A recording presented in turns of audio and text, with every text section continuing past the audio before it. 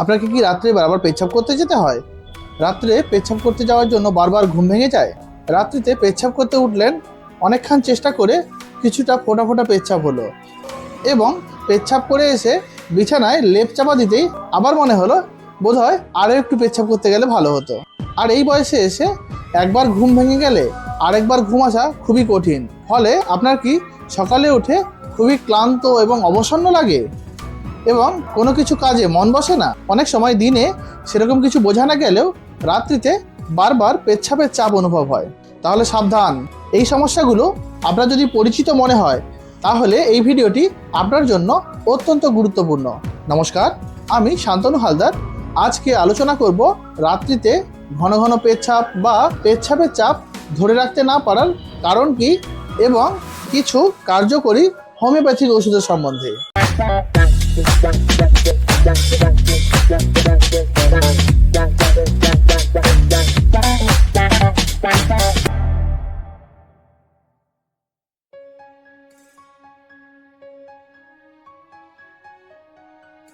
বিধিসম্মত সতর্কীকরণ। মনে রাখবেন, এই ভিডিওটি শিক্ষা এবং সচেতনতার জন্য, এটি কোনো ব্যক্তিগত চিকিৎসার বিকল্প নয়। আপনার হোমিওপ্যাথিক ডাক্তারের পরামর্শ নিয়ে তবেই ওষুধ ব্যবহার করুন। শুরু করার আগেই একটি বিশেষ অনুরোধ, আমি বিভিন্ন জটিল রোগের হোমিওপ্যাথিক ট্রিটমেন্টের বিষয় নিয়ে সহজ বাংলায় ভিডিও বানিয়ে থাকি। যারা আমাদের চ্যানেলে প্রথমবার এসেছেন এবং হোমিওপ্যাথি সম্বন্ধে জানতে ইচ্ছুক তারা আমাদের চ্যানেলটিকে সাবস্ক্রাইব করুন এবং ডেসক্রিপশানে থাকা হোয়াটসঅ্যাপ চ্যানেলটিতেও জয়েন হন, যাতে সমস্ত ভিডিওর আপডেট আপনি ইনস্ট্যান্ট পেতে পারেন। আমরা প্রত্যেকেই রাত্রিতে এক দুবার পেচ্ছাপ করতে উঠি, তাহলে কখন আপনি এটিকে অস্বাভাবিক ভাবতে পারবেন যদি নিয়মিত রাত্রিতে দুবারের বেশি আপনাকে পেচ্ছাপ করতে উঠতে হয়। এছাড়াও এই সমস্যাটি আপনার দীর্ঘদিন ধরে চলতে থাকে এবং আপনার দৈনন্দিন কাজ এবং ঘুমের ব্যাঘাত ঘটে, তাহলে অবশ্যই আপনাকে এগুলির প্রতি ধ্যান দিতে হবে। তাহলে এই রাত্রে পেচ্ছাপ করা বা নকটিউরিয়ার প্রধান কারণ কি? এই রাত্রিতে পেচ্ছাপ হওয়ার অনেক কারণ থাকতে পারে। তার মধ্যে থেকে গুরুত্বপূর্ণগুলি হলো মূত্রথলি থেকে প্রস্রাব পুরোপুরি খালি না হওয়া, এছাড়াও আপনার পেচ্ছাপের ব্লাডারের উইকনেস বা নার্ভ কন্ট্রোল কমে যাওয়া, এছাড়াও আপনার এস্চেরিচিয়া কোলাই নামক এক ধরনের ব্যাকটেরিয়ার দ্বারা বারবার ইউরিনারি ট্র্যাকের ইনফেকশান, এবং পুরুষদের ক্ষেত্রে প্রোস্টেট গ্ল্যান্ড বড় হয়ে গিয়ে বিনাইন প্রোস্টেট হাইপারট্রফির কারণে, এছাড়াও ইউরেথাল স্ট্রিকচার বা পেচ্ছাপের নালী সংকীর্ণ হয়ে যাওয়া এবং পেচ্ছাপের ফ্লো কমে যাওয়া।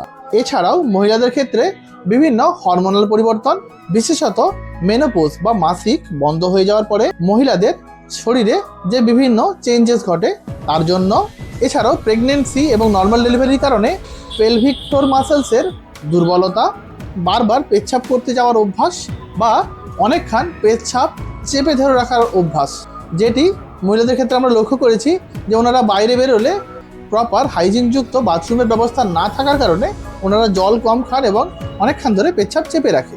এছাড়াও বিভিন্ন শারীরবৃত্তীয় সিস্টেমিক কারণেও আপনার এই বারবার পেচ্ছাপ করতে যাওয়ার প্রবণতা তৈরি হয়, যেমন ডায়াবেটিস এবং কিডনির ফাংশনের দুর্বলতা।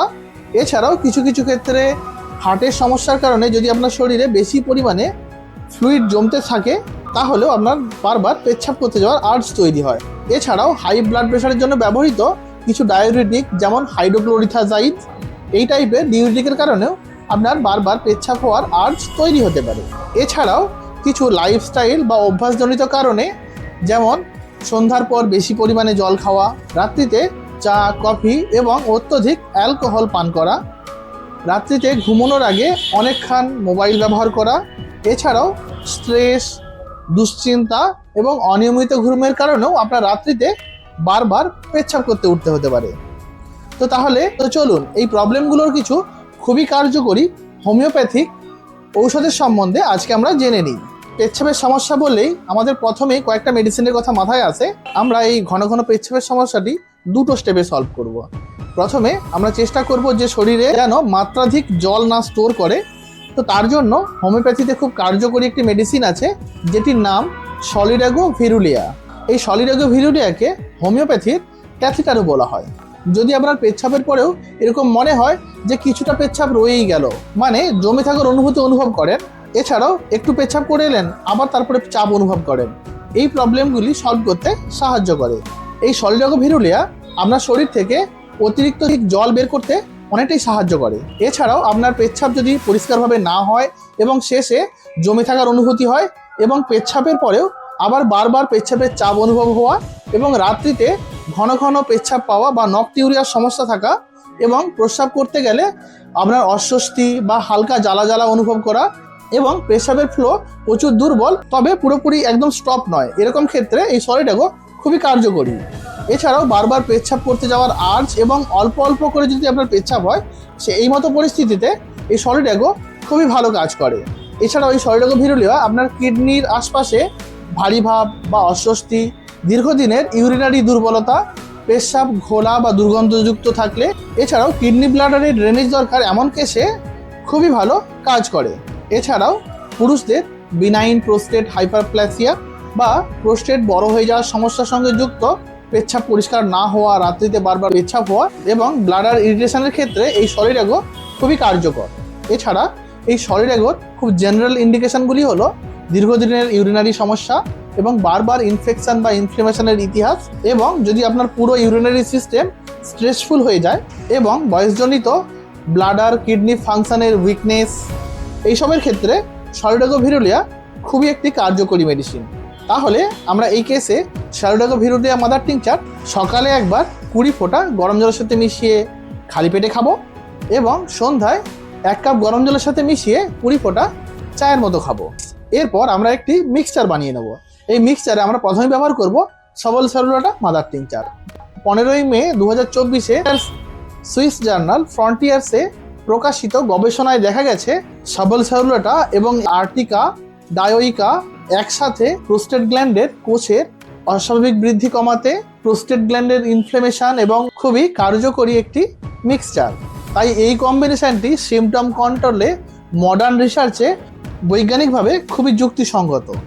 আমি ডেসক্রিপশন বক্সে এই ফ্রন্টিয়ার্সের যে জার্নালটির লিঙ্ক দিয়ে দেবো যাতে এই বিষয়ে আপনি আরও বেশি জানতে পারেন। এই সবল সেলুলাটা পুরুষদের প্রোস্টেট সংক্রান্ত বিভিন্ন রোগের জন্য খুবই কার্যকরী, যেমন বিপিএইচ বা প্রোস্টেট বড় হয়ে যাওয়ার লক্ষণে, পেচ্ছাপের ফ্লো কম হয়ে যাওয়া এবং আমি পেচ্ছাপ করতে গেলেন অনেক চেষ্টার পর পেচ্ছাপ শুরু হলো বা পেচ্ছাপ শুরুতে অনেক দেরি, কিছুক্ষণ আগে পেচ্ছাপ করে আসার পরেও যদি আমরা মনে হয় যে আরও একটু পেচ্ছাপ হলে ভালো হতো বা পেচ্ছাপের ব্লাডার পুরোপুরি খালি না হওয়া এবং রাত্রিতে ঘন ঘন পেচ্ছাপ বা নকটিউরিয়া এবং পেচ্ছাপের শেষে ফোঁটা ফোঁটা পেচ্ছাপ হওয়া, এই সমস্ত লক্ষণে সবল সেলুলাটা খুবই কার্যকরী একটি মেডিসিন। এছাড়াও বারবার পেচ্ছাপের চাপ, বিশেষত রাতের দিকে, এছাড়াও যদি আপনাকে পেচ্ছাপ করতে গিয়ে অনেকক্ষণ দাঁড়িয়ে থাকতে হয় এবং পেচ্ছাপের যে ফ্লো প্রচুর দুর্বল অথচ পুরোপুরি পেচ্ছাপের ফ্লো বন্ধ নয়, এরকম কেসে পেচ্ছাপের ক্ষেত্রে সেরকম কোনো জ্বালা নেই কিন্তু মনে হয় ভেতর থেকে একটু আটকে আছে বা ইন্টারনাল অবস্ট্রাকশন বেশি, এরকম কেসেও এই সবল সেলুলাটা খুবই কার্যকরী একটি মেডিসিন। এছাড়াও পুরুষদের যৌন এবং হরমোনাল বিভিন্ন লক্ষণে, যেমন প্রোস্টেটের সমস্যার সঙ্গে সঙ্গে যৌন আকাঙ্ক্ষা কমে যাওয়া এবং বয়সজনিত হরমোনাল চেঞ্জেসের কারণে সেক্সুয়াল উইকনেসের ক্ষেত্রে এই সবল সেলুলাটা খুবই কার্যকরী একটি মেডিসিন। যদি আপনার বয়স 50-এর ওপরে হয় এবং ধীরে ধীরে আপনার পেচ্ছাপের সমস্যাটি বাড়তে থাকে এবং আপনার পুরো ইউটিআই সিস্টেমে ইনফ্লেমেশন কম কিন্তু অবস্ট্রাকশন লক্ষণীয়, তাহলে দীর্ঘদিন চলা লোয়ার ইউরিনারি ট্র্যাক্ট সিস্টেমে এটি একটি খুবই কার্যকরী মেডিসিন। তাহলে এই সবল সেলুলাটা সবথেকে ভালো কাজ কখন করে?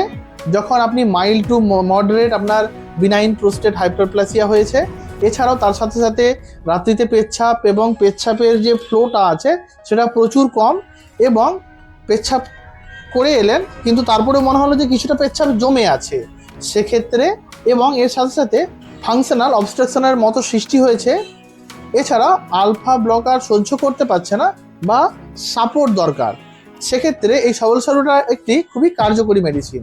তাহলে আমরা এই কম্বিনেশানে সবল সেলুলাটা মাদার টিংচার 20 ml নিয়ে নেব। এছাড়া আমরা ব্যবহার করব ইউরিটিকা ডি মাদার টিংচার।